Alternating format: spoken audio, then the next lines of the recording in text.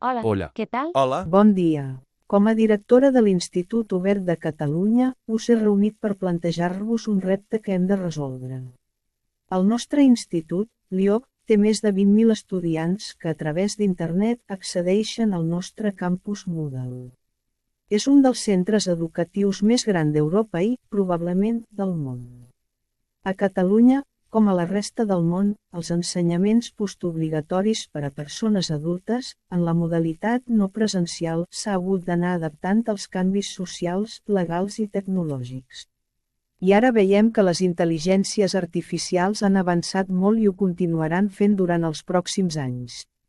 Per això, el repte és, què podem fer per adaptar-nos a aquesta nova realitat? exacte. És una novetat que no podem deixar de banda. Hem de trobar respostes. Com podem avaluar treballs dels quals desconeixem l'autèntica autoria? Quin sentit té avaluar i fer propostes de millora d'un treball que potser no ha fet l'estudiant? També ens hem de plantejar quines activitats no poden fer les intel·ligències artificials i sí que poden fer els estudiants per a demostrar que estan aprenent. A més, si els estudiants utilitzen les intel·ligències artificials per fer els treballs que s'han d'avaluar, podríem els professors fer-les servir també per avaluar els alumnes? És evident que ens trobem davant d'una situació complexa, que genera molts neguits i pot afrontar-se des de diverses perspectives.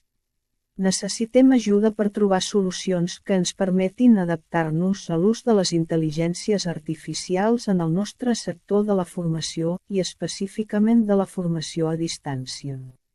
Obrim un termini de pluja d'idees per compartir propostes que ens haurien de permetre afrontar aquesta nova realitat.